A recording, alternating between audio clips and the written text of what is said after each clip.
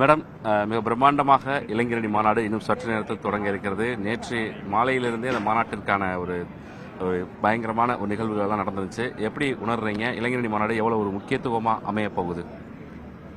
இந்திய வரலாற்றில் மிகப்பெரிய திருப்புமுனை சரித்திரத்தை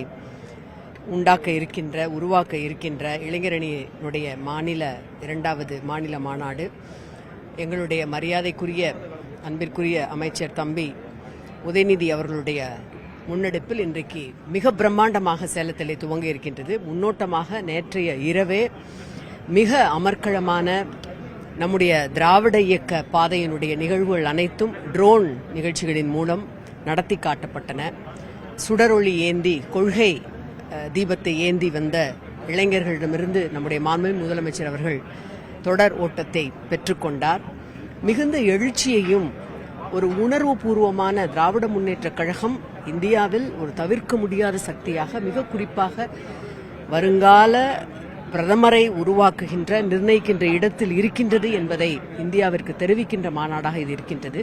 மாநில உரிமைகளை காப்போம் என்கின்ற முன்னெடுப்பில் இதனை மாண்புமிகு அமைச்சர் தம்பி உதயநிதி அவர்கள் முன்னெடுத்திருக்கின்றார். நமக்கான கல்வி உரிமை, மொழி உரிமை, நிதி உரிமை, சட்ட உரிமை இவை அனைத்தையும் நாம் பெற வேண்டும். மத்தியிலே கூட்டாட்சி, மாநிலத்தில் சுயாட்சி என்கின்ற நம்முடைய முத்தமிழறிஞர் தலைவர் கலைஞரனுடைய அந்த முழக்கத்தை முன்னெடுக்க வேண்டும் என்று அவர் இன்றைக்கு இவ்வளவு பிரம்மாண்டமாக எழுச்சியோடு நடத்தி காட்டுகின்ற இந்த மாநாடு கழக உடன்பிறப்புகளுக்கு மிகப்பெரிய புத்துணர்ச்சியை தருவதோடு இந்திய அரசியல் வரலாற்றில் திராவிட முன்னேற்ற கழகம் மிக குறிப்பாக தமிழகத்தின் நாளைய எதிர்காலமாக அன்பிற்குரிய தம்பி உதயநிதி அவர்கள் திகழ்கின்றார் என்பதை எடுத்து காட்டுகின்றது. மகாத்மா காந்தி அன்றைக்கு நாம் போராடுவது உப்புக்காக அல்ல, உரிமைக்காக என்று எடுத்த ஒரு பிடி உப்பு வெறும் காந்தியாக இருந்தவரை மகாத்மா காந்தியாக்கியது.